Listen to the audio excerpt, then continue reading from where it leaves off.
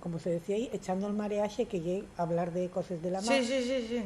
Hablando de lo que pasaba, de si iban, si venían, a qué tenían que ir. Y luego había también otra cosa que era por la mañana, que eso era más en tiempos de les agulles. En tiempos de les agulles, que era marzo, abril, esa época, pues en esa época ellos iban a les agulles y iban muy temprano, bueno, igual que iban. ¿Qué son les agulles? Les agulles son ese peixe que ya alargado, el que ya alarga, sí. ese que ya como medio dorado, medio azulado, sí. que tiene un pico, pues eso y el agulla. Y iban a les agulles porque ya era la época de ellos. Ajá. Y había muchos.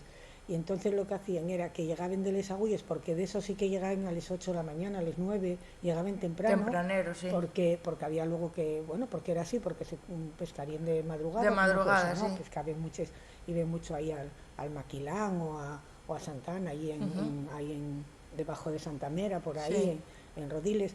Y ahí venían. Y lo que hacían era que después de que terminaban de esparar el aparejo, esparar quiere decir volver a ponerlo otra vez, o ponerlo a secar, sí. Había que secarlo, había que tenderlo para luego.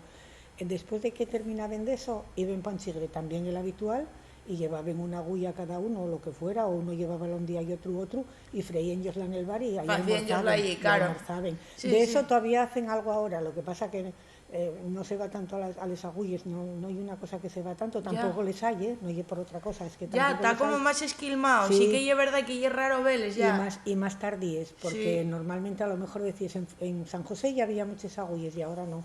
Y como las mujeres cogían les agulles, cada uno a les que correspondían de su lancha, o les que no tenían lancha donde les compraban al marinero, ellos cogían y marchaban a llevarles ya para la aldea. Claro. Y entonces ellos iban para el chigre a comer. Para luego volver a trabajar.